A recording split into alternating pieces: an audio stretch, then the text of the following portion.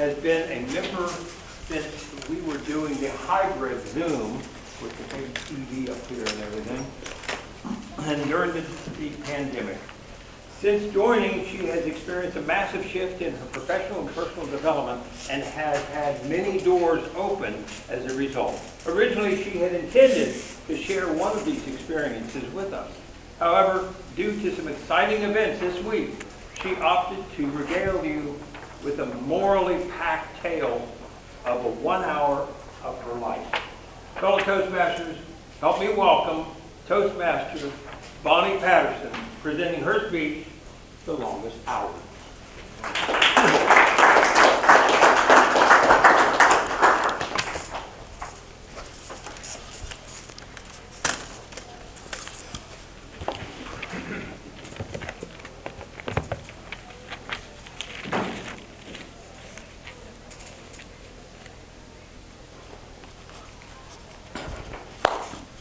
Fellow Toastmasters, have any of you ever done a plank?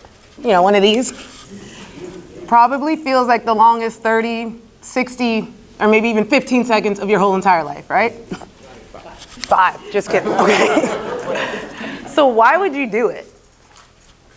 Well, because of the promise of what you're gonna get on the other side, right? A strong core, chiseled abs.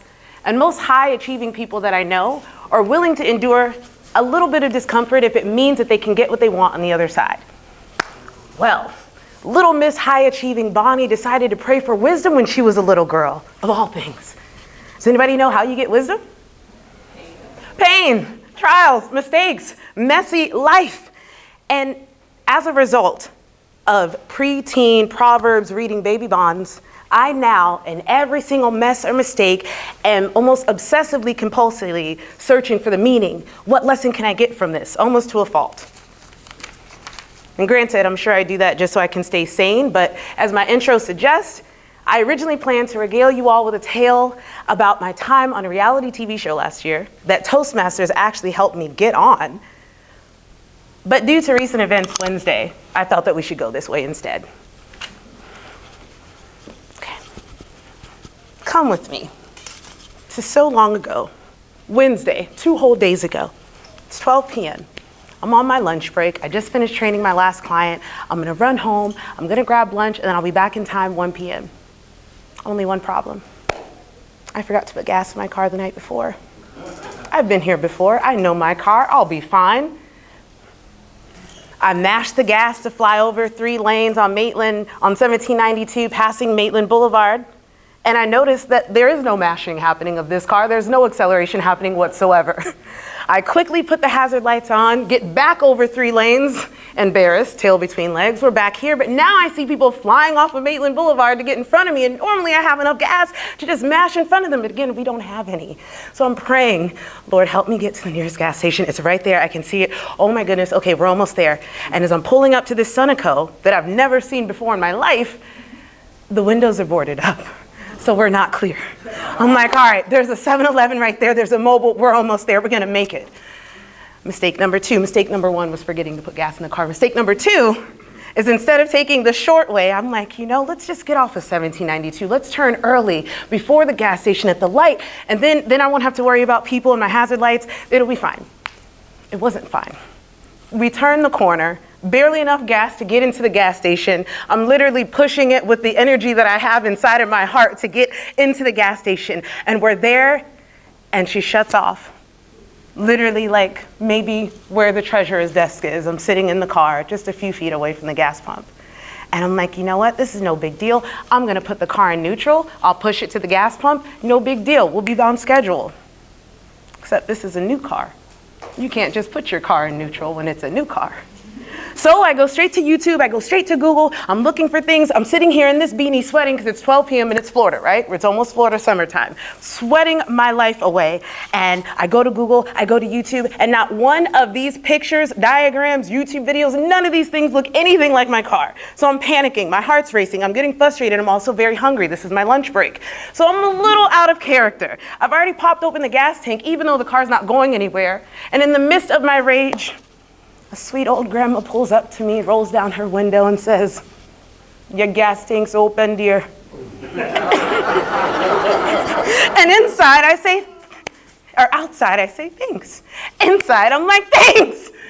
So I'm a little frustrated. I call the dealership. Surely they'll be able to tell me, here, it's here, boom, boom, boom, no problem. Instead, they tell me, ma'am, we can't diagnose you over the phone. And I'm like, I don't need a diagnosis. I just need you to tell me how to get my car into neutral. She wouldn't. Hangs up the phone. All right, I know I can do this. I know I can do this. I'm back on YouTube again. People are telling me there's a compartment that doesn't exist. Another person comes up, offers to help me. He gets in the car, realizes he can't help. I say thanks, but no thanks, whatever. He's gone. I'm still panicking. And finally, I find the video that tells me where my neutral block escape key trap door is. Looks like something I would have hidden drugs in a long time ago when I was younger. I'm like, where did this even come from? I'm glad it's here, but I can't get it open. So in my frustration, I give up. I'm like, all right, you can literally go inside and get a $20 gas tank, fill up your gas, and be on your way. But I was waiting in that line for a little too long, and now I've come up with the idea that I can do this. This is stupid. I'm not spending $20 on this gas tank. Back in the car again, back on YouTube. We're searching. I find the video again. I watch it for about 4 or 5 more times. I figure out how to shimmy the latch and get it up. We're in neutral. Only one problem. How am I going to get the car to the gas pump? It's just me. So I look behind me and I see this gentleman over there eating a hot dog, watching me the entire time, like this is some sort of a TV program. And I'm like, hey, can you drive while I push? I'm strong. He's like, sorry, he doesn't say I got you. He just walks over, doesn't say anything. It is the weirdest thing ever. Gets in the driver's seat and I'm pushing. And now I'm happy. I'm reveling in the strength that I can squat heavy and deadlift, and that's why I can push this Jeep. Look at me go, girl power. Only yet another problem. Gas pump is uphill. So in just a few minutes, I'm going to become Jeep roadkill. And as I'm pushing uphill, a Ferrari comes up to the pump where I'm trying to get to. So I run from behind the Jeep and I'm like, please, dear God, please, I just need to get my car here. Please don't park here, can you please? And they move like gentlemen. And they see that I'm going downhill and they run and they help me. And together, we all push the Jeep to the pump. Guys, we're in the clear. It's that one problem. I can't get the car out of neutral now. I am so frustrated at this point. I've looked under the hood. It looks like a spaceship under there. I can't even figure out where the battery is. I'm like, what happened to normal terminals? What is this place? I calm down, I pray, I breathe, and I finally figure out how to put the car back into park. Fellow Toastmasters, there were a lot of lessons learned that day. Okay. Number 1, I learned that if you slow down and plan, it doesn't slow down your progress. I learned that your pride will set you back in your progress. But I think the most important lesson for me that day was that I need people. Because in this age of self-made this and I can do it on my own, I had to cancel my client's appointment and there was no need for that because of my pride. I'm still looking for the hidden wisdom in Abuela, but she made my story better. And so who knows?